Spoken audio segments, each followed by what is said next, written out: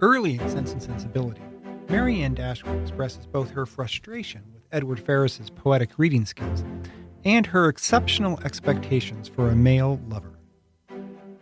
I could not be happy with a man whose tastes did not in every point coincide with my own.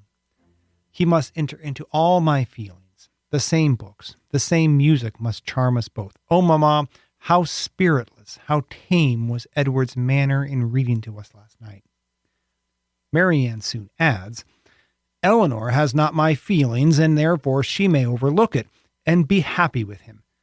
But it would have broke my heart, had I loved him, to hear him read with so little sensibility. Mamma, the more I know of the world, the more am I convinced that I shall never see a man whom I can really love.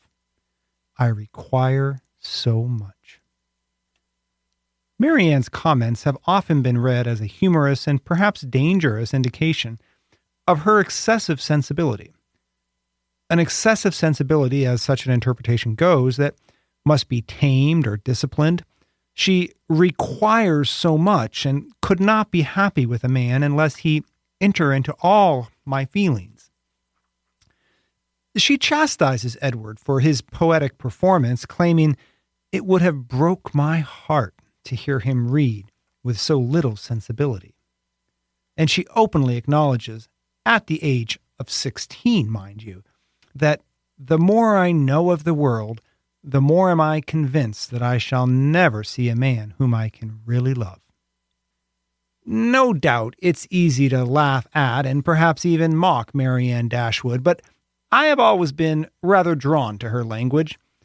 She expresses such devotion, or more accurately, such desire for devotion, and her desire is diverse and all-encompassing. She wants or imagines an immense experience of shared commitment.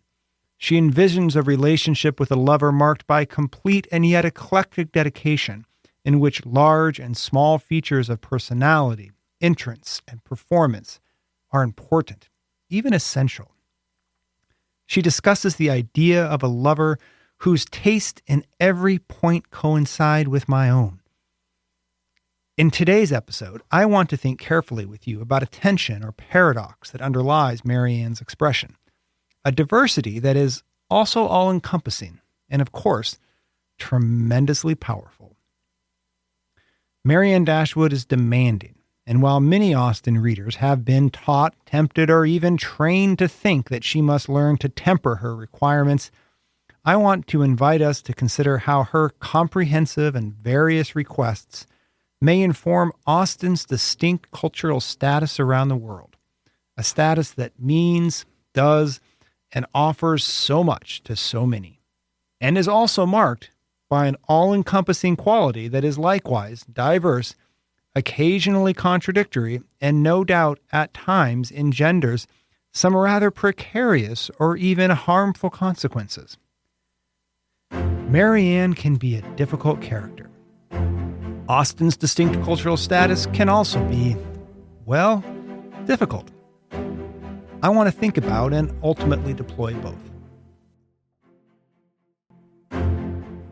My name is Michael Crane, and I'm a faculty member in the English department at Lehigh University.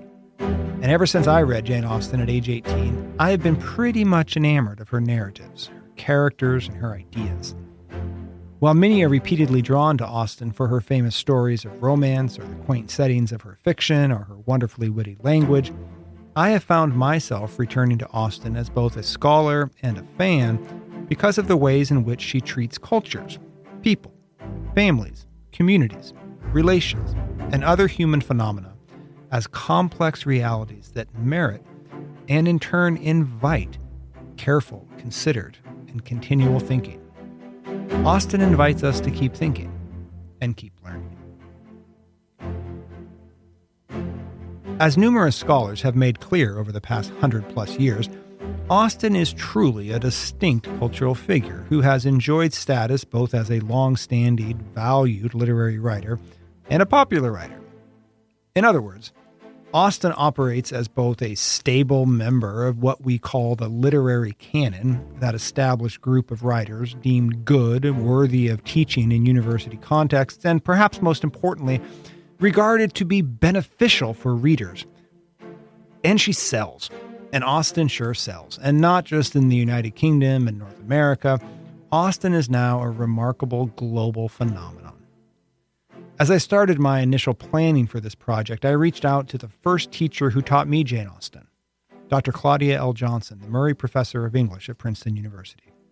It was a special opportunity for me to talk with Dr. Johnson and return to many of the topics to which she introduced me over 30 years ago. And when we spoke, I reminded her how she explained Austen's distinct cultural status to me and others on the first day of our seminar. 30 years later, she talked again with me about Austen's rather distinguished status and her popularity.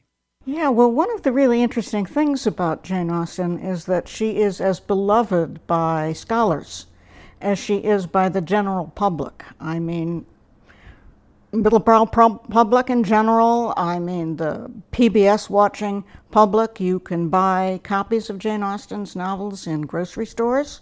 You know, they're mass marketed as well as scholarly editions available everywhere. And so the question is, why is she so great? Why is she so compelling to so many different people in the US, in the UK, and actually across the world? And I have some theories about this. And I think the first thing is that she shows us that anybody can be the subject of a novel you just can't put down. That what makes a novel interesting is not whether someone is an adventurer, a pickpocket, a thief, or a hero, but what the quality of their mental life is. I very much appreciate how Dr. Johnson discusses the breadth and depth of Austen's popularity. She is beloved by so many and widely available in so many places. Austen is not just a writer for professors or students. She is loved and read by all kinds of people. I want to highlight Dr. Johnson's claim that Austen demonstrates that anyone can be the subject of a novel you just can't put down. I asked Dr. Johnson to think with me more about the implications of this idea. Daily life for such people, such male characters as well as female characters, can truly be an adventure. And there's something really dignifying about that. There's something very affirming to all of her readers about the fact that these are ordinary people whose lives are so exciting. Not heroes or melodramatic figures. Second, and this is what is unique and what is so profoundly consequential, is that she developed a way of going into characters' minds as they process their experiences, as they think about what has just happened, as they think about the meaning of what has just happened. And this invites us, actually, inside their minds, often without their, always without their knowing it, but it also, enables us to think about how we process our distinctions and our experiences, how we make decisions, how we encounter resistances and hurts and conflicts in our life. So anyone whose thoughts and emotions are traced in this way and disclosed in this way can be a subject of really intense interest if presented by a narrator as alert, as subtle, as searching as Jane Austen's novels. So, she makes all of us interesting, compelling, and I think this is actually a gift to humanity. As we celebrate the 250th anniversary of Austen's birth, we certainly recognize that her stories mean so much to so many around the world. And I think it's helpful to begin today's episode by reflecting upon Dr. Johnson's words. Austen dignifies ordinary people's lives, minds, and experiences. She makes mundane moments matter. She shows us the importance of different people's thought processes, including thought processes we might normally neglect or ridicule. She invites us to participate in worlds that are not our own because we are allowed access to characters' rich, complicated, and at times frustrating intellectual experiences. Experiences that, again, she treats with dignity and with complexity, and she allows us to reflect on our own experiences and thought processes.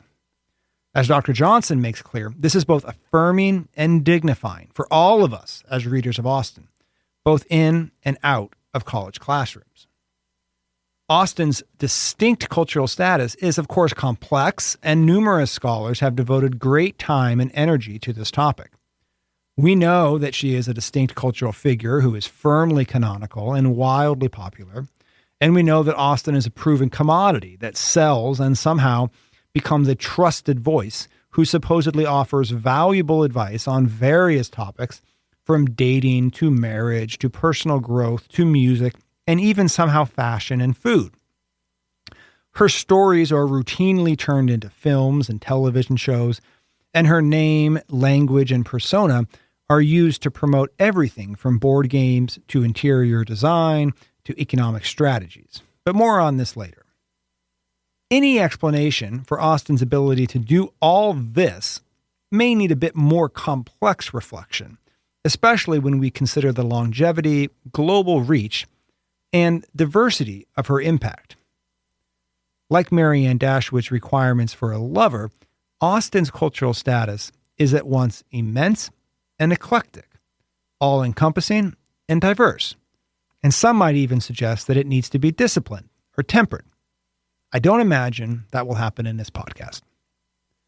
Like Shakespeare, and perhaps no other, Austen maintains truly academic and popular appeal. She is both regularly taught within college classrooms, studied by faculty members and students, and enjoyed by vast amounts of people without any university affiliations. She is one of the very few authors to whom we still consistently devote an entire class and whose stories we consistently adapt to film and television. To this extent, we might think of Austen as something of a cultural anomaly. Austen stands out and has stood out. She is exceptional. It is easy for professors to package Austen in a single course or arrange Austen's works within a single scholarly book. Academics often think about our world of critical intellectual activity as separate or distinct from the popular world of Austen mania, including films and cosplay and advice manuals, but these supposedly separate spheres may also inform each other. And I think it's important that we highlight this early on. I spoke to Dr. Patricia A. Matthew, faculty member at Montclair State University and director of the Race and Regency Lab, about this issue. And during our conversation, I asked Dr. Matthew about the impacts of some of her scholarship on this issue. I think the fact that there are only 6 novels in Juvenilia, you can reread them every year. And I think it's when we want for our students, we say when you reread something, we see something new, and they actually do.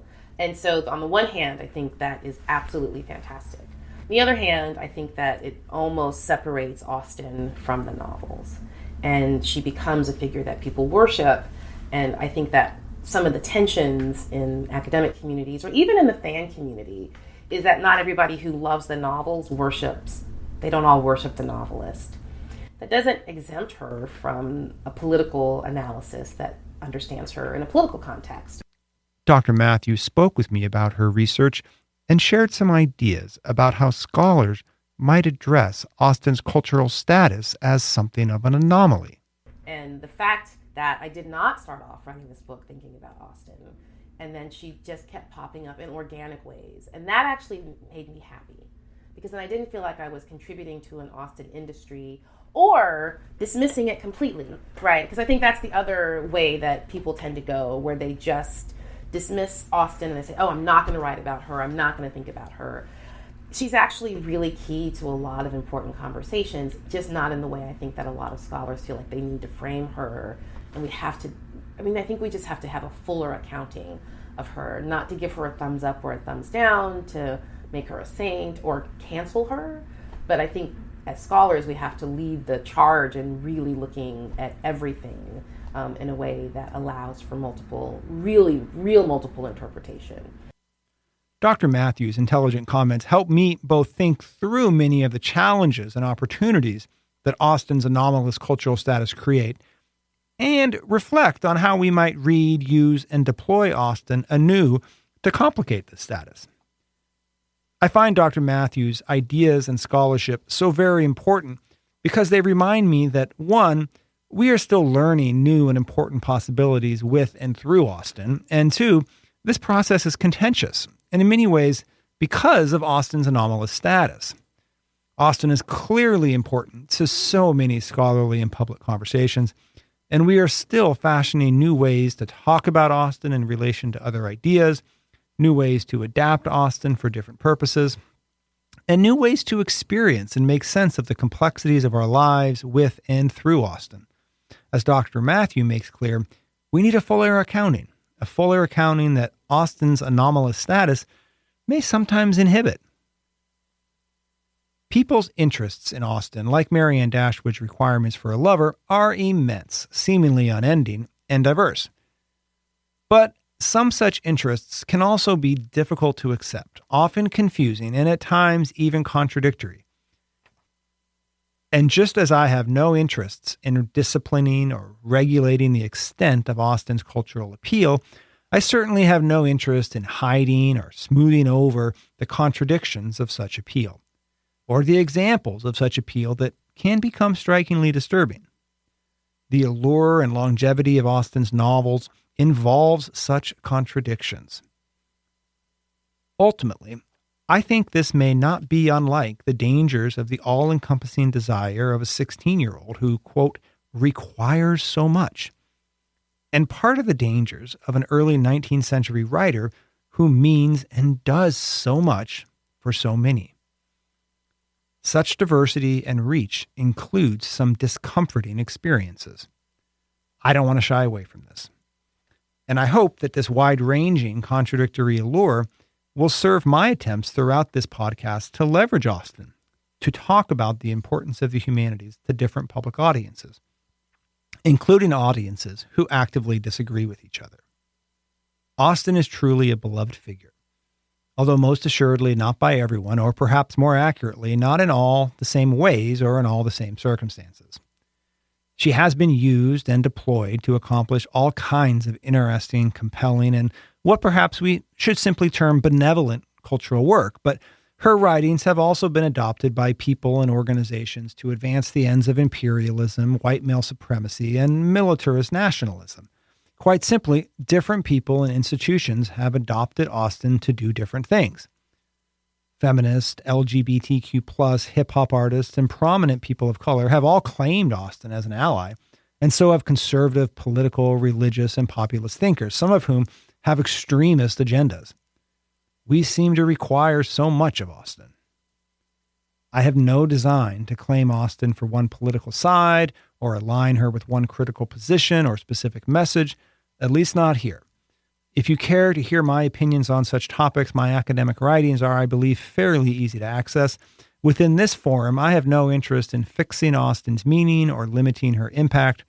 As I adore Marianne, I want to adopt her mindset and suggest that as readers, we simply require so much of Austen.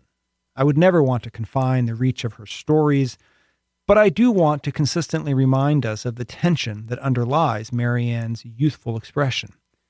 Her evocation of desire is all-encompassing and marked by a diversity. She wants a lover whose tastes and interests will, in every point, coincide with my own. He must enter into all my feelings. The same books, the same music must charm us both. She demands everything and everything all at once. She is uncompromising, just as she is inclusive and comprehensive. It is no doubt challenging to accept, respond to, or certainly live up to Marianne's immense standards. Only a special person, perhaps a distinct cultural figure, perhaps a true cultural anomaly, would really have a shot. Austen may have a complex cultural history, but I believe in her immense expansiveness. Indeed, I believe it is her immense expansiveness, including the contradictions, diversities, and even disturbing instances that make Austen a distinct cultural resource. A cultural resource we need and can leverage to talk about the value and import of the humanities with different communities. As I discussed in the first episode of this podcast series, the humanities are in more than a bit of trouble right now, at least within academic settings. Decreased funding and resources, dwindling student interest, and despondent faculty have produced a culture of despair, desperation, and elitism within colleges and universities.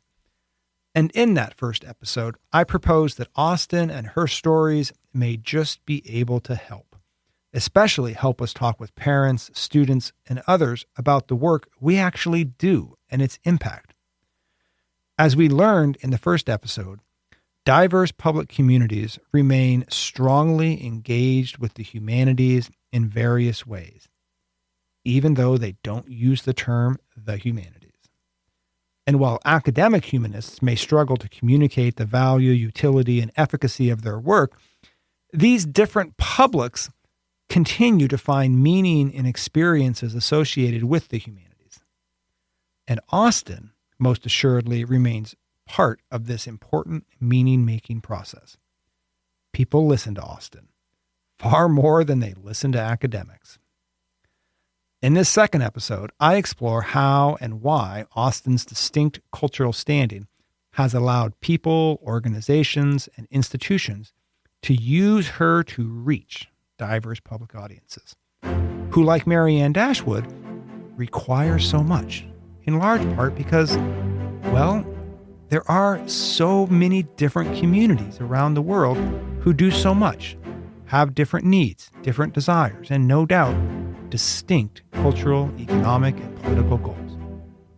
I want to understand how Austen's distinct cultural function operates to get a sense of how we can leverage it to communicate the value of the humanities.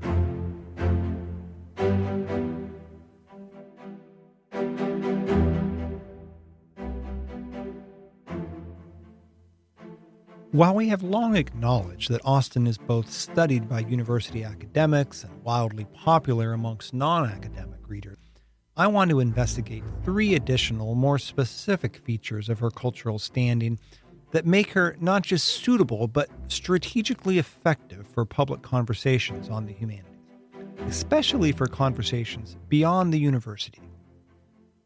1, her versatility. 2, her accessibility. And 3, her reputation as a safe or unthreatening figure. And I want to think about these 3 ideas alongside Dr. Johnson's comments about the affirming and dignifying effects of Austen's novelistic style, and Dr. Matthews' suggestions about Austen's importance to so many different issues, including issues that we may have not yet identified.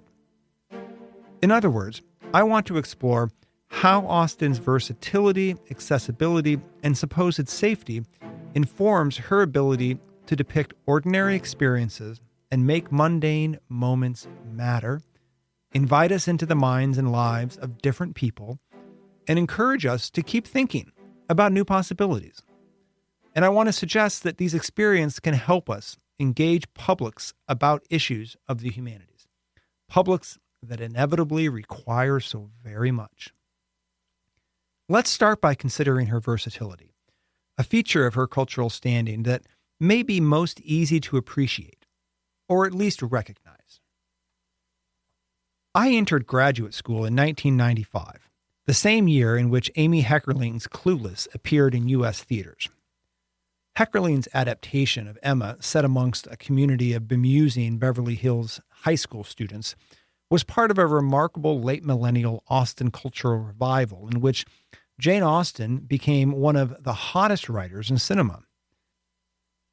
Ang Lee's Sense and Sensibility, adapted by Emma Thompson, Douglas McGrath's treatment of Emma, starring Gwyneth Paltrow, and the momentous marathon BBC version of Pride and Prejudice, Colin Firth's Wet Shirt and All, demonstrated the great, indeed global, popular appeal of Austen, an appeal that showed no signs of slowing down over the next 20 years. But Heckerling's Clueless remains in many ways the most impressive of these English language adaptations because it showcased Austen's versatility, a pliability that allows writers, artists, activists, and others to do various things and achieve various ends with and through Austen. Clueless showed us that Austen was not limited to bonnets and ballrooms or the English countryside or even the Regency period. Austen had a range that seemed limitless. In other words, if Heckerling could take the narrative and characters of Emma, a story set in a relatively isolated early 19th century community, and recast it in contemporary Beverly Hills, it seemed difficult to imagine what could be off limits or out of reach. A Mormon retelling of Pride and Prejudice, a Tamil language version of Sense and Sensibility, a Muslim take on Persuasion. During my travels, I've come to appreciate that Austen and the impacts of her stories are not intrinsically limited by geographical or cultural boundaries. I've also found them to be not necessarily curtailed by racial, political, or religious differences. In addition, and at times most strikingly, Austen remains appealing to women and men of various generations, although they have fascinatingly different rationales and origin stories for their interests. Now, again, this is not to suggest, of course, that Austen enjoys the same kind or degree of popularity everywhere or with everyone. That is certainly not true and assuredly not my point. Instead, I want to think about her versatility. Austen does different things, or more accurately, we do different things with Austen, and for different purposes. When I spoke with Dr. Matthew, she addressed this versatility in poignant ways. I think the thing that's wonderful about her is that she's incredibly malleable. I'm going to forget the list of names. I started just thinking of all of the people who are not what you would think of when you think of an Austen fan, I think, or an Austen who's going to adapt Austen. You might think of a middle-class white woman. And there's queer Austen, and there's Asian Austen, and there's South Asian Austen, and there's Black Austen, and there's Caribbean Austen. I mean, that the fact that everyone sees those novels and understands, whether it's in the structure or the narrative arc or the relationships or the themes, they really see themselves. It's so, and not just women, right? That so many people see themselves. It speaks to, and I think as professors, we don't like to think of things as timeless, right? We want nuance, and we worry if our students see things as too relatable. But I think she actually is. And I think that there's this push and this desire for storytellers in particular to see how they can retell those stories through their own particular identity lens. And I think that is why she's more interesting. It's not the fact that she's canonical. It's the fact that you don't have to pitch Austen. I can't tell you how many students I have who take some of my classes, and in 2023, 2021, 2019, I taught that Austen seminar because they thought, oh, in order to understand the world, I have to read Austen. I love how Dr. Matthew explains how Austen's malleability is both continually surprising and continually evolving. Heckerling's Clueless may serve as a classic example of such adaptability, but as many scholars have now made clear, 1995 is neither the beginning of Austen's cultural vogue nor the origin of her versatility. Indeed, numerous scholars have shown how Austen's popularity and the popularity of adapting and deploying Austen dates easily to the first half of the 19th century. While 1995 may have served as an origin story for me and many of my generation who study, read, and follow Austen, this story, or more accurately, these stories, are certainly much more complex. I spoke to Dr. Jennifer Kloester, a Melbourne-based scholar and fiction writer whose 2019 book, Jane Austen's Ghost, creatively reimagined Jane Austen in the modern world. I asked Dr. Kloester about this dynamism associated with Austen. You can't pin her down, and you certainly can't, I don't think, anyone should claim ownership of Austen. You can have opinions, but as you've said, you can also then have diametrically opposed opinions to those opinions. Again, another mark of her genius, because she is endlessly able to be interpreted in different ways. And the fact that there are thousands of books about all these different aspects of Austen and her writing, and the fact that there are thousands of novels now, I would say, prequels, sequels, reinterpretations, reworkings, my book, Jane Austen's Ghost, again shows you the incredible versatility of not just the writer, but of her books. Dr. Kloester points to our ability to endlessly interpret Austen and our propensity for diametrically opposed opinions. These qualities may fuel her versatility and global popularity, and as her narratives are not excessively laden with historical markers, personages, or even great period detail, they lend themselves to, shall we say, creative liberties by filmmakers, television producers, and fiction writers alike. In addition, as a distinct and versatile resource, Austen has permeated cultures, achieving a different kind of versatility that I want to try to discuss. In other words, in some instances, we may no longer even need to read Austen, or watch Austen filmic adaptations, or even identify her name or recognize her stories to be influenced by her ideas.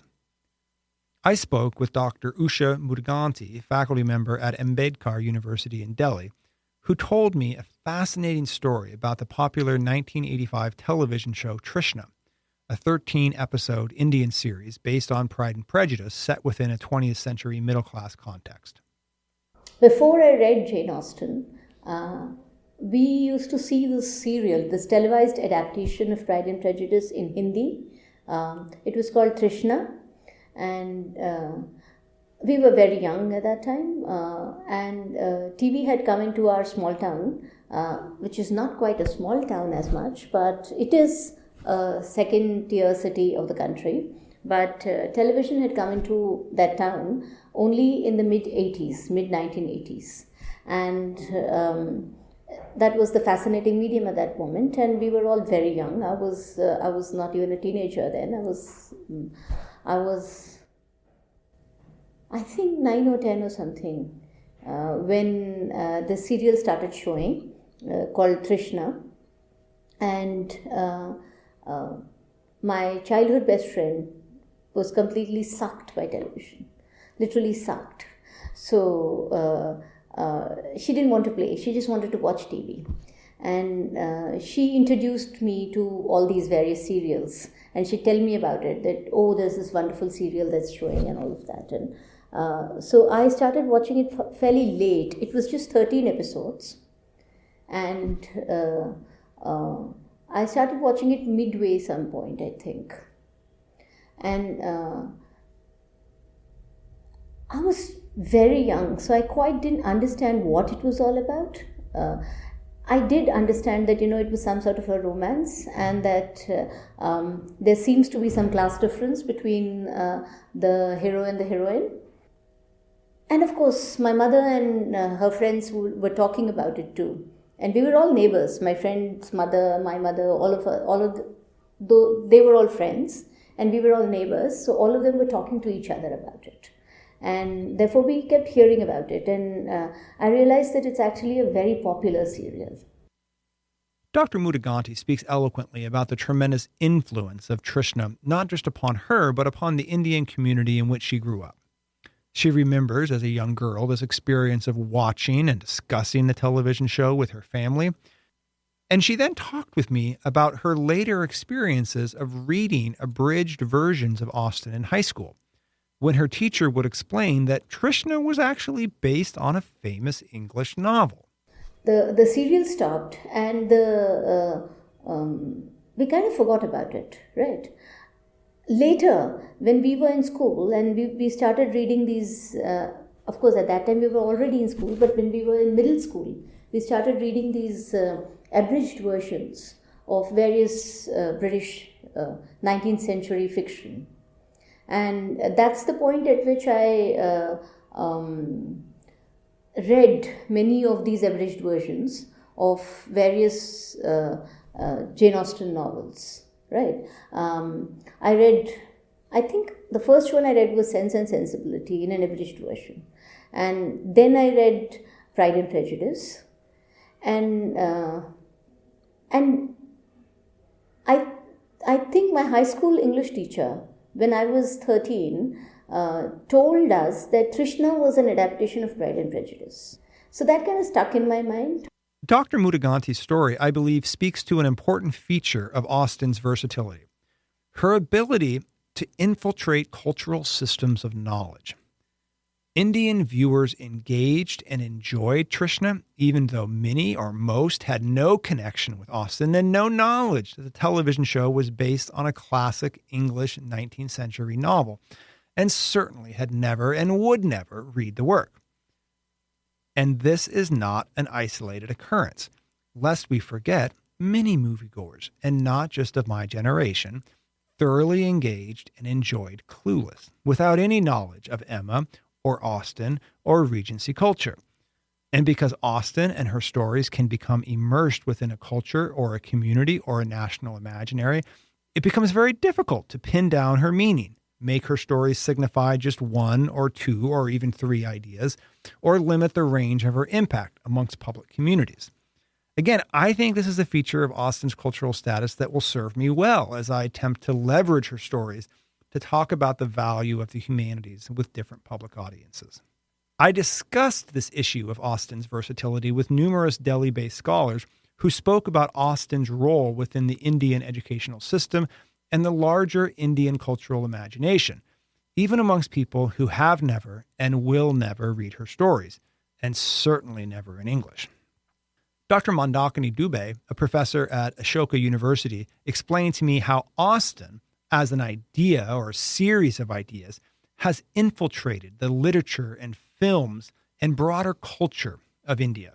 I don't think that it's only about adaptations, though. I feel that Austen has sort of percolated into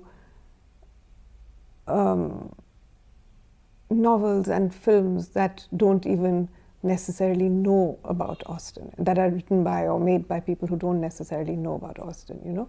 I remember growing up, I would be going to school in the bus, and a lot of the sort of girls who were slightly older than me would be reading romance novels, for instance, right?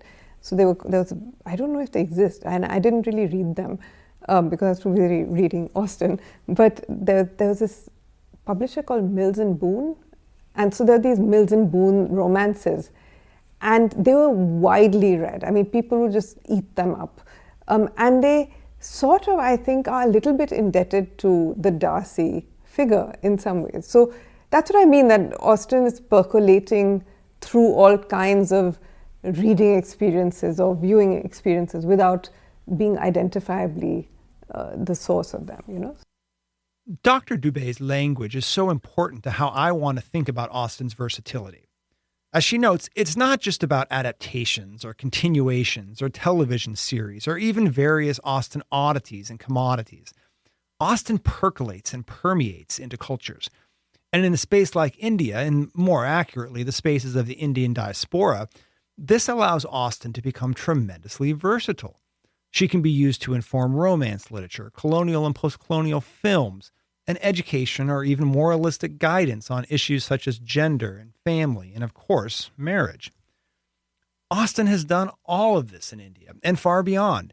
Because she is so versatile, we can take bits and pieces of her narratives, incorporate her ideas into different cultural projects, and adapt her characters or concepts to different ends. And this versatility operates in various national and cultural communities in different ways.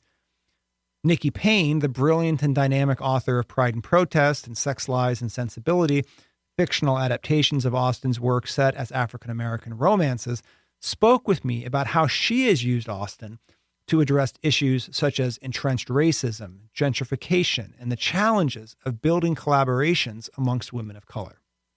The reason why I think Austen is so useful, and I'll use this in the American context because, as we know, in England, class is king, right? But in the United States, the way that we try to disassociate and imagine that we don't have a class system, when in fact our class system is superimposed on a racial system, right? And so the way that Jane Austen is able to peel across and peel out those layers of class and those layers of distinction and make comments about who belongs, who gets to have a say, who gets to be desirable, who gets to have agency. We find these women, most of Jane Austen's women, in the point in Georgian or Regency England at the point of their highest agency. Marriage and who you choose is incredibly, incredibly powerful for what a woman can and will be for the rest of her life. So we find these women at the height of their agency about to make a choice about their class, about their social position, about their social standing that will last them and their family for a lifetime. But I'm saying this to say that particularly when we think about race in America, it's not as mutable as like being able to suddenly kind of wake up and decide that I'm going to do these right things and marry, and then suddenly my class is going to be indistinguishable when I marry into this class, even though that's not what she was saying at all. I think the aspects of race in America become really, really compelling for me to think about as a type of distinction that is hard to move away from, that you can't peel off, you can't marry. Payne makes clear how racism is immersed within American culture, and Austen, as a versatile and recognizable resource, allows her to expose both the complexities of American racism and the depth of its effects. In her Austen-inspired fiction, Payne demonstrates how structural racism in the United States affects housing and medical care, as well as adoption policies and banking and philanthropy and inheritance laws. All of these issues affect the ways in which African American men and women operate within their families, how they pursue professional aspirations, how they imagine love, beauty, and desire. Austen is versatile enough to support all this work. When I spoke with the gifted writer Uzma Jalaluddin, who has written Austen adaptations set in a Muslim immigrant neighborhood in Toronto, including the beautiful retelling of Pride and Prejudice, Ayesha at Last, she talked about how she has been able to use Austen to build and share connections with her Muslim readers. Over the years, I've realized that a lot of my Muslim readers, one of the things, and non-Muslim readers, to be honest, one of the things they'll say is that, you know, some of the sensibilities of Jane Austen, such as the idea that, you know, you have to get married in order to progress in your life, or one of the expectations is for someone to marry, does not necessarily translate very well to a mainstream Western situation. You know, like there was so many novels that are set in the now that are loose retellings of Pride and Prejudice, and some of them work and some of them don't. But one of the reasons why I think Ayesha at Last works so well is because it is set in the now, but it is also set within the parameters of a community, for instance, a South Asian community, where the idea of, you know, I don't really like this term, but like the idea of arranged marriage still exists. And not forced marriage, but arranged marriage, in the sense that, you know, suitors, eligible suitors, basically make their case through the use of, you know, almost like resumes that are sent out to potential brides or potential grooms. And the parental involvement of that, and the parental input of like, oh, I think you should get married, and you should think about the person that you're marrying. Well, do they have a steady job? That still exists in the South Asian community. And so I think a lot of times Muslim readers, and I will say this is very specific to the South Asian community, but I think what my book did, and I don't know if I consciously set out to do this, it's almost like a subconscious thing, is that it made the dating life, the love life, the romantic interiority of my characters feel very of the now, even though they're inspired and they're a callback to Jane Austen's world. And so the people who were, you know, the readers were like, okay, I understand this. And because I was writing it from the position of someone who's part of this community, I have a lot of love and empathy for this community. I understand it because I grew up in it. Because I came to my story with that love and that empathy and that understanding of the pros and the cons, the foibles as well as the strengths, I think that came across in my writing. And so the Muslim readership did not feel condescended to. They didn't feel like I was making fun of them. And if I was making jokes, they were in on the joke. Writers like Payne and Jalaluddin have showcased Austen's great versatility, a versatility that scholars have made clear is both long-standing and continuing to evolve around the world in various forms and mediums. I could certainly provide numerous other examples from other parts of the world, In other words, this is not a new or isolated story, and we should certainly not expect this story to end anytime soon. I want to close this section of the episode with a comment from Laaleen Sukhera, the editor of Austenistan, a collection of Austen-esque stories set in contemporary Pakistan, with whom I spoke in Dubai. One of the things you said that I want to ask you specifically about was you indicated that it was, quote unquote, disturbingly easy to adapt Austen for Pakistani society. Yeah. I love asking people specifically about things they said. Yeah, it is disturbingly easy because it was 2.5 centuries ago, and some things haven't changed in some parts of the world. And of course, it is the Commonwealth countries. You know, there is definitely the post-colonial legacy that we're talking about, but in terms of societal norms, traditions, restrictions even, and people trying to carve their own path, there's still an obsession over what will people think, what will people say, and for that part, it is still very much like England in 250 years ago, 200 years ago. I love Laleen's quick response to this question I asked her for various reasons, and her language invites me to conclude this segment with a question. If, as she suggests, it was so disturbingly easy to adapt Austen for contemporary Pakistan, is there something fundamentally disturbing about Austen's versatility or broader cultural status that we should consider? As I hope I have made clear from the start, Austen does so much for so many. Does this immense versatility carry some kinds of disturbing baggage that we should investigate, or at the minimum acknowledge?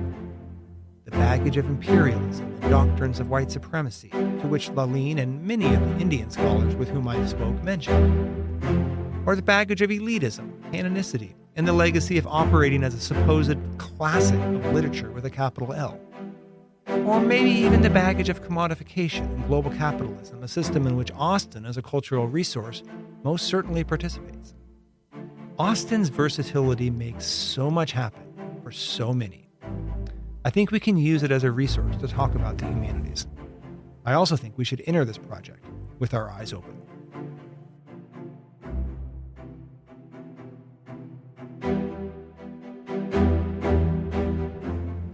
Let's turn our attention now to a second feature of Austen's distinct cultural status, her accessibility.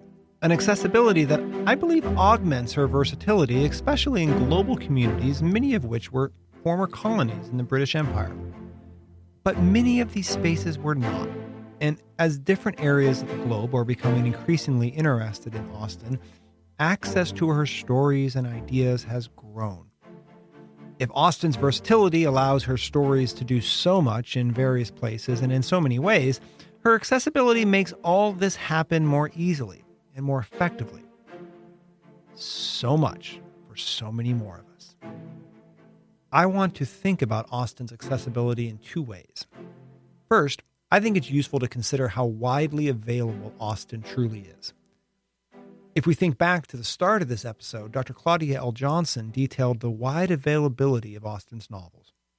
We can access her stories and ideas, as well as different Austen experiences and commodities in all kinds of places: schools and universities, museums and galleries, shopping malls and cinemas, theaters and tea houses, drag shows and grocery stores. If you're looking for Austen, you don't have to spend too much time in your search. And if you're not looking for Austen, well, it still might not take you all that long to run into her. In my conversation with Mahesh Rao, the author of Polite Society, an adaptation of Emma set amongst the Delhi elite, he addressed the sheer availability of Austen by speaking about a recent visit to bookshops in Delhi.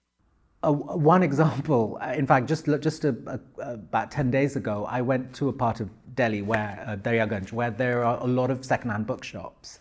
And so this is this kind of street where there's stalls on the pavement, but there are also proper shops, and you get piles of books, completely haphazard, So you could find, juicy thrillers that you're looking for, or classics, or whatever.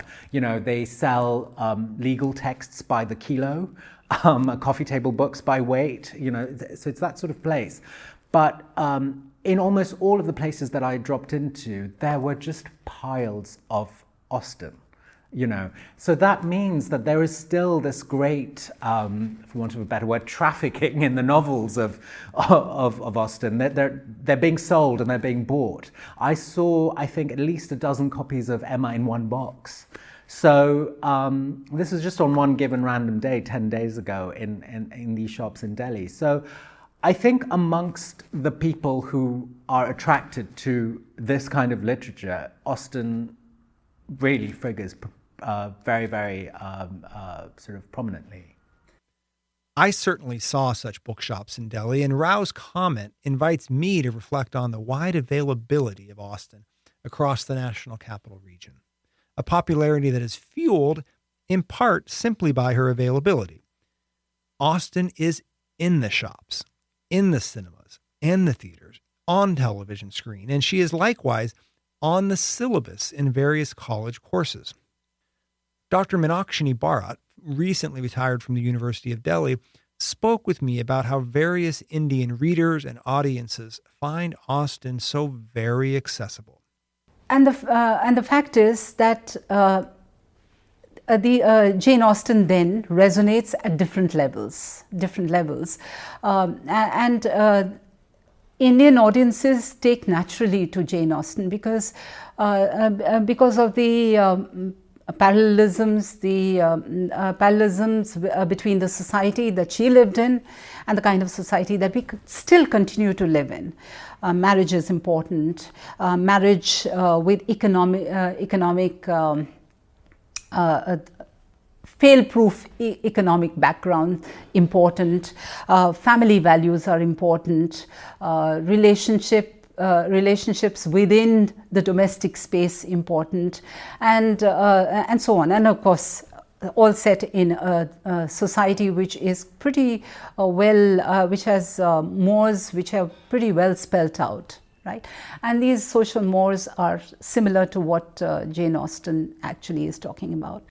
I find this example of Austen in India so helpful for a variety of reasons, but most importantly because India is such a massive country with a great diversity of peoples, languages, regions, cultures. And as Dr. Bharat indicates, Austen just seems to resonate or make sense. Again, even if people do not always connect the story with the name. Austen's availability in a place like the Indian subcontinent and, of course, the wider Indian diaspora facilitates her cultural deployment in various spaces and institutions. We could certainly make similar arguments about other areas of the Anglophone world, and quite importantly, as Austen's novels have become translated into more and more languages, Japanese, Spanish, Portuguese, and so on, the areas in which we might think about Austen's accessibility through her wide availability has grown. I want to make certain to emphasize this because the challenges we face in the humanities do not simply belong to the United States or North America or the Anglophone world. If we are going to leverage Austen to talk about the efficacy of the humanities, we are going to need to speak to the world, and Austen increasingly speaks to the world as her writings are increasingly available and accessible around the world. In some such spaces, including India and sub-Saharan Africa, Austen has long been used to advance imperial projects, at times in notably disturbing ways. Austen is known, but not always beloved. The second way in which I want to think about Austen's accessibility allows me to create another comparison employing Shakespeare. Austen, like Shakespeare, is considered at once a classic literary genius and a popular figure, but I would argue that Austen is significantly more accessible, both in terms of language and narrative. I love Shakespeare's plays and poetry, so this is no attempt to rank one above the other. Seriously. My point is more basic. Austen's language is simpler and easier to read for more people around the world. Her stories require fewer footnotes, although plenty of editions of her novels could likely benefit from a few more. And we don't need to understand the history of England or the politics of kings and queens and military leaders or the dynamics of the theater and the audience to appreciate her narratives and characters. Although, again, all this knowledge really helps.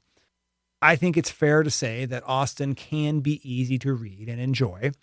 The scholar in me wants to say that it's also fairly easy to misread Austen. And I want to be quite clear that that's not the issue at stake, and that professorial voice of mine needs to go back to being quiet right about now. When I interview people, I usually start by asking them to try to remember their first encounters with Austen.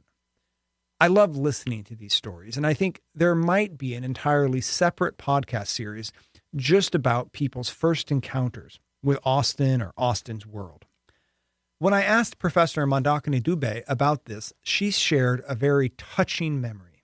So the first encounter I had with Jane Austen was as a 12-year-old, I think. Must have been around somewhere between 11 and 13, so we'll just call it 12.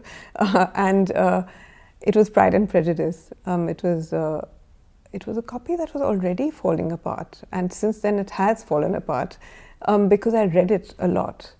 So again, it was my mother who said, "Oh, you're going to like this," handed it to me. And, I think that's part of what the sort of the allure or the hold of Austen is, that you can read Austen in your middle age and find it interesting, but you can also, it's complex enough to stay interesting and to bear rereading, but it's also simple enough to, to touch a 12-year-old who's reading it. And I just sort of fell in love, and I think this makes sense because there are many scenes of rereading within Pride and Prejudice as well, but I read it a lot, and I think from that it became a kind of world, and I feel that it really influenced the way I think of what literature can do. Like so many of the people with whom I have spoken on this project, Professor Dubey recalled how she was introduced to Austen by and through her mother, and at a very young age. I completely agree with her point that we read Austen in different ways at different ages or stages of our lives. I'm still certainly experiencing this as I have gotten older. But I'm most taken by her observation that Austen is fundamentally readable by a 12-year-old. As she notes, Austen is at once complex enough to stay interesting and bear rereading, merit serious study, and spawn ongoing adaptations, and simple enough for a 12-year-old reader to enjoy, or, to use Professor Dubey's words, which are far more elegant than mine, Austen's narratives are simple enough to touch a 12-year-old who is reading them. I think this is a crucial issue, especially if we are going to leverage Austen to try to talk with different public audiences about the importance of the humanities, including young students and their parents who have not yet made decisions about college and university or their areas of study. Austen is available, makes sense, and is not necessarily overly complex. Austen is accessible. She's also an absolute genius. I think her stories, characters, and ideas are endlessly complex, and still, she's accessible. We don't need doctoral degrees to read and talk about and enjoy Austen. 12-year-olds can read Austen and be effective. Academic humanists, a group of massively educated people, have failed to affect academics and non-academics alike. Austen succeeds with both, whether they read her books or not. My final thought on the accessibility of Austen might open up a few cans of worms. We're not shying away from those in this podcast, so here we go. Austen, her stories, and her ideas are used to increase access around the world. In other words, Austen is already used and has long been used as a tool or a resource to help people gain access to opportunities, to communities, and ultimately to privileges. When I spoke with Dr. Javaria Farooqui, faculty member at the University of Islamabad in Lahore, Pakistan, she explained how Austen was so useful for Pakistani students to learn English, the language both of imperialism and the language of future success or access to possibilities for success. the idea that English language is still the language of success, right? It is still the language of bureaucracy. It is still the language of government. It is still, it still leads to the road to financial success. It speaks of the financial success. And I was talking about the significance of schooling and institutions when it comes to the matchmaking process. And that's why it's important, because, it defines and refines the idea of socioeconomic success as well. So Austen her work plays a significant role when it comes to the teaching of English language as well. Because students who have problems, who are learning the language, Austen's work are more approachable and more accessible to them as well. So, and if you find a text interesting, it becomes more easy for the teachers to use it, in terms of language teaching as well. And I've seen Austen's work helping students gain some expression, linguistic expression, find their linguistic expression, and learn the English language. Somehow, when they are reading Austen's work, English doesn't seem as unapproachable and as inaccessible and as alien to them as they normally feel when they are reading some other text, right? For example, when they would be reading texts by Pakistani authors, they find them so difficult. But when they're reading Austen, they find her work so they can appreciate it. They can read it on their own. So that's an element of Austen that is important in the context of Pakistan as well. Austen and her stories, according to Dr. Farooqui, help non-English speakers learn the language. Austen's worlds and words ease this transition into Englishness, and this is at once a cultural and a linguistic transition. As I reflect on this idea, I want to come back to Dr. Claudia L. Johnson's remarks about Austen's ability to dignify and affirm ordinary lives and experience. I think part of why Austen is so helpful as a language and cultural learning tool, as a tool for expanding our access to other people's ideas and communities, is that she treats ordinary people and experiences with dignity and complexity. Non-English speaking people can read Austen and learn a language and a culture, and not through kings and queens or military battles and defeats, but through sons and daughters, mothers and fathers, families and relations, and their daily activities. Again, I want to end this segment by recalling Laaleen Sukhera's comments about how disturbingly easy it was to adapt Austen to contemporary Pakistani culture. As I suggested at the end of the last segment, while I am convinced that Austen is a vital cultural resource that can help us communicate the value of the humanities to diverse communities, I think we should go into this project with our eyes open. Professor Farooqui is quite consciously describing an ongoing effect of imperialism in which an English writer continues to influence and shape a post-colonial nation and its people. Austen's availability and accessibility is no doubt tied to the ways in which her stories and ideas have been deployed to advance the projects of imperialism and white male supremacy. I don't want to lose sight of this. Indeed, I want to try to make use of this allure, if at all possible, to communicate the importance of the humanities and humanities experiences which I believe are vital to any efforts to dismantle patriarchy, examine and reverse the ills of white male supremacy, and talk honestly about the effects of imperialism. Austen is available, accessible, and not coincidentally, even endorsed and used by some of the people who continue to advance ideas of white male supremacy. I have no interest in shying away from this disturbing reality. Rather, I want to explore how we might redeploy Austen to expose this project, its devastating effects, and its ongoing hypocrisies. People listen to Austen. In this politically extremist world in which we do not seem to listen to anyone who does not completely share our opinions or ideologies, Austen gets heard and used. If we're going to take on political extremism and the hatred, racism, and violence it has engendered around the world, we're going to need some help. And quite simply, I think that many of the humanities experiences we're going to discuss with and through Austen in this podcast will help us do just that.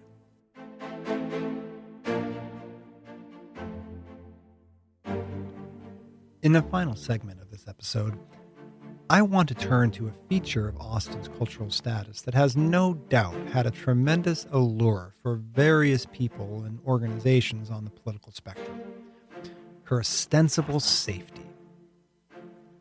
This feature has long interested various kinds of thinkers and readers, including those implicitly and explicitly seeking to advance imperialist, patriarchal, or even white supremacist agendas, as well as readers who want to organize populations, preserve political order, or ensure continuity.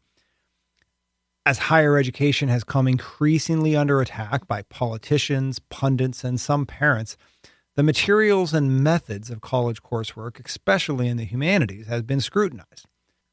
Are humanities professors like myself simply trying to instigate or rouse students to think, or perhaps worse, feel a certain way? Are humanists avoiding actual course content about supposed facts and realities in favor of shameless attempts to brainwash young minds? Does anything taught in the humanities classroom merit exorbitant tuition costs? Politicians, most specifically, have asked, or more aptly capitalized upon such questions to levy serious attacks about the threat, the supposed sincere danger of the coursework in the humanities. But Jane Austen is presumably safe.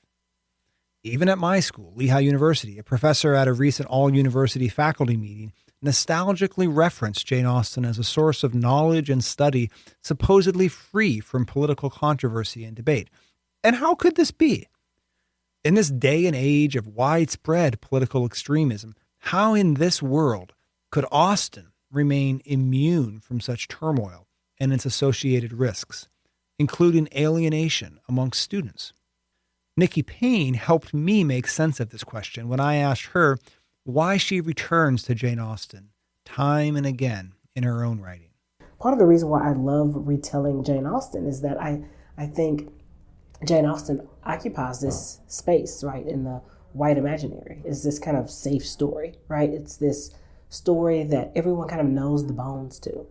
And when you're retelling a story like that, and you put this issues of gentrification, issues of generational, like back and forth between like mothers and parents, and who's a matriarch and who's a patriarch, and all of this like transracial adoption, all of these broad, like these stories that publishing has told us over and over are niche, and that certain types of people will like this, but not everybody.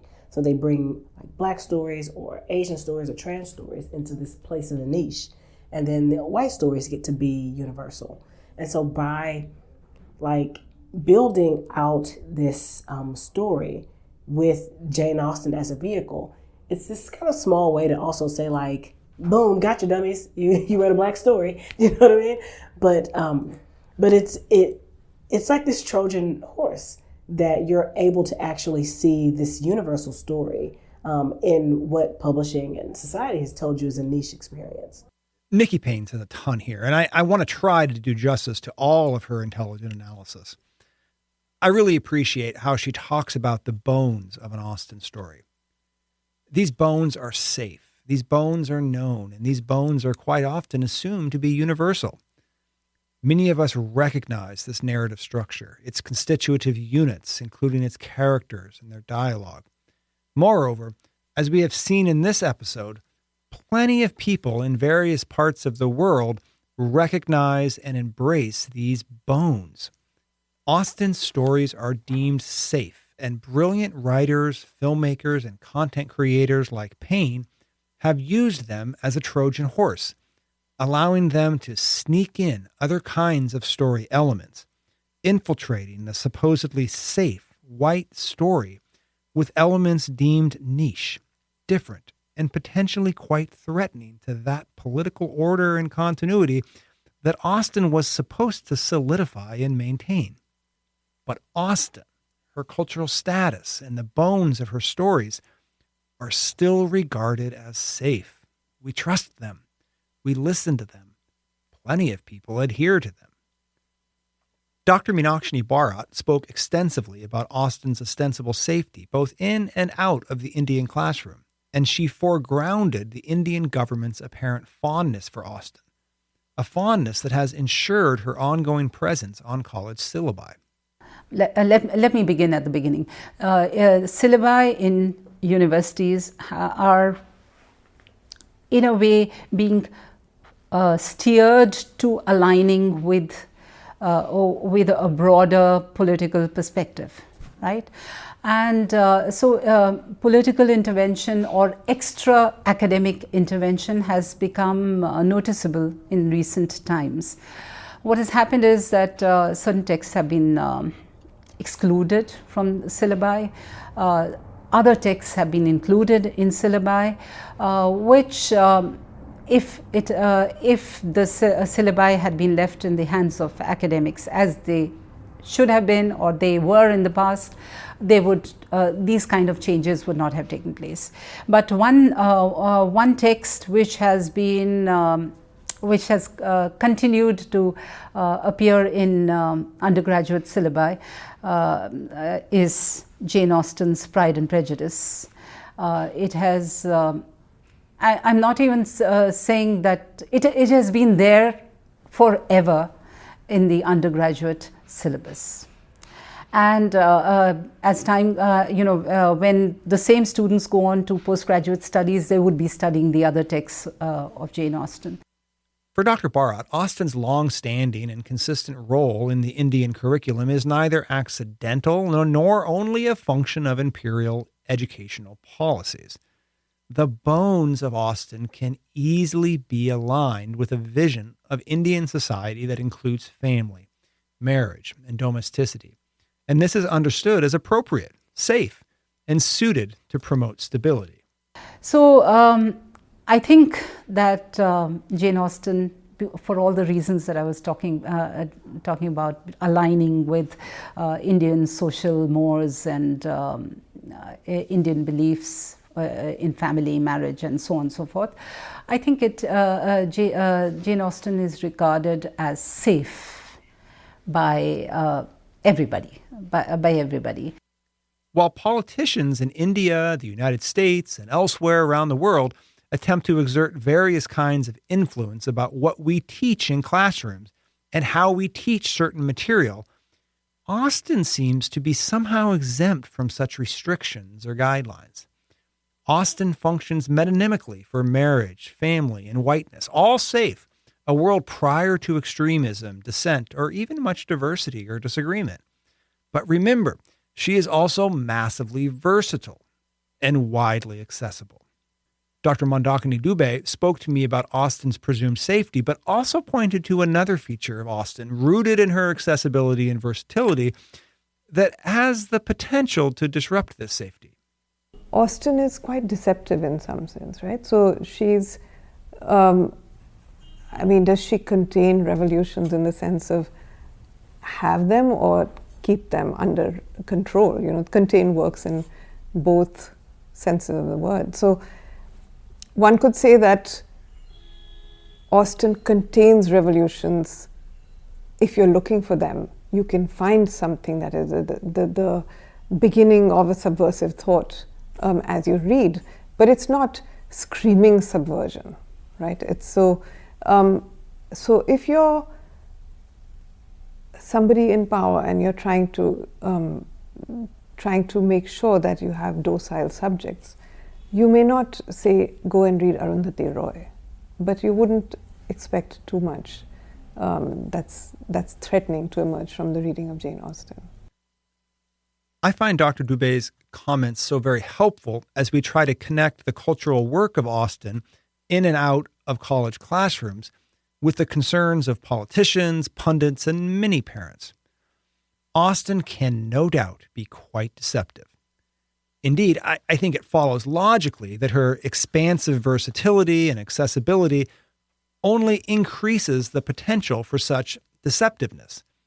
When more people like you and me use and reuse Austen, more of us inevitably manipulate Austen or are used and manipulated.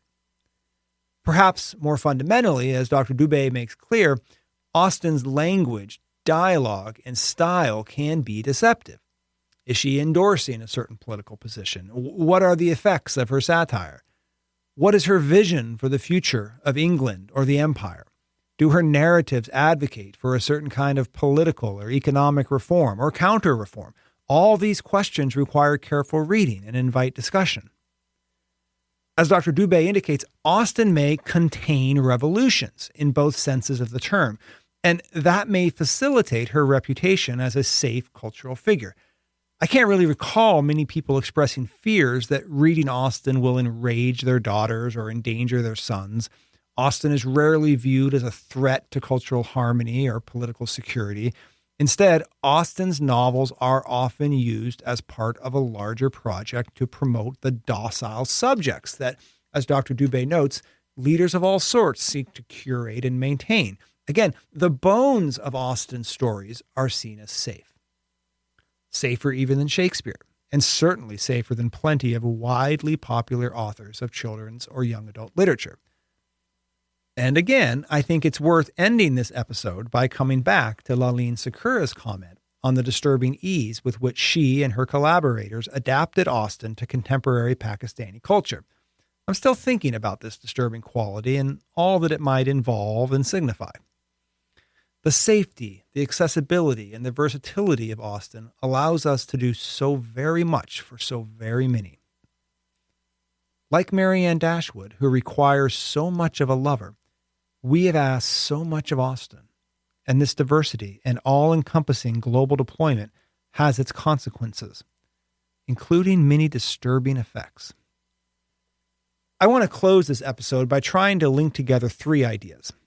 Laaleen Sukhera's comment on the disturbing ease of adapting Austen, Dr. Claudia L. Johnson's idea of the affirming and dignifying quality of Austen's treatment of ordinary people's lives and experiences, and Patricia A. Matthews' thoughts on Austen's ever-evolving influence and importance. What I am proposing over the course of the next 6 podcast episodes is to shamelessly use or deploy Austen in yet another way, to communicate the value and efficacy of the humanities to diverse public audiences. I plan to do this by talking about what I call humanities experiences, and I will pair a different experience with a specific Austen novel in each episode. I don't think I'm proposing anything magical or revolutionary, and I don't think I'm proposing anything disturbing. Rather, I'm trying to leverage Austen's distinctive cultural status as a popular figure who is respected as well as versatile, accessible, yet presumably safe. But as I said earlier, I want to keep my eyes open. In the next episode, I pair Northanger Abbey with the first of these humanities experiences that I will be discussing, the integral role of ignorance in the knowledge formation process. As educators, we often remind our students and anyone else who will listen that knowledge is a process. It takes time, it involves practice, there are inevitable pitfalls. And in Northanger Abbey, Austen shows us how this process of developing knowledge can be painful, embarrassing, even shameful. And characters' ignorances play a major part in such pain and shame. The heroine of Northanger Abbey, the young Catherine Morland, like so many young people, but really all of us, lacks so much knowledge and experience. She is ignorant. And her ignorance places her in difficult and at times humiliating situations. But she learns. And like all of us, she learns from mistakes and embarrassments. College students often feel like Catherine, anxious, inexperienced, unsure of themselves, desperate to connect with others and impress new relations with their knowledge and experiences. The college classroom can become a space in which we, students and faculty alike, often feel pressured to hide or mask our ignorances with affected performances of intelligence or flat-out lies. But Austen reminds us that ignorance is integral to our learning. It's part of the process. And in the humanities, I think this is something we demonstrate quite well. Ignorance can be part of discovery, realization, and growth. Ignorance can actually create opportunities to appreciate difference, recognize emotional and intellectual humility, and initiate collaborations with others. Learning to acknowledge and work through our ignorances is challenging and vital to the process of arriving at knowledge. This is an experience we take with us and keep with us. This is a humanities experience that informs our lives. In this next episode, and in all following episodes, I hope we appreciate the ongoing evolution of Austen's global influence and reach, an influence and reach that has been at times quite ordinary and at times quite disturbing. Austen has been part of the British Imperial Project, adopted by various extremist groups, and preserved as a mainstay in elitist college curricula. Austen has also been used by radical intellectual, political, and artistic leaders, deployed by feminists and queer activists, and perpetually adapted, innovatively modified, and commodified, becoming accessible to so many readers and viewers. Like Marianne's requirements, such cultural deployment is diverse and seemingly inexhaustible. Austen gets used. And I want to be explicit about the potential obstacles and pitfalls of using Austen yet again for a new cultural purpose. When we run into these disturbing possibilities or find certain linkages, relationships, or conclusions facile or simply too easy to digest, I want to stop and think through the implications. Please hold me accountable to this. And at the end of the process, I don't want to simply say that it was disturbingly easy to leverage Austen to talk about the importance of the humanities. I think that would be a mistake. As Laaleen Sukhera and all my guests have modeled, I want to think through this process carefully and complexly. I would like to believe that Austen would want all of us to practice such kind of thinking, and most importantly, perhaps, to keep thinking. Please keep thinking with me in this next episode as we discuss the first of 6 humanities experiences that I will delineate in this podcast, the role of ignorance in the knowledge development process, alongside Austen's first completed novel, Northanger Abbey.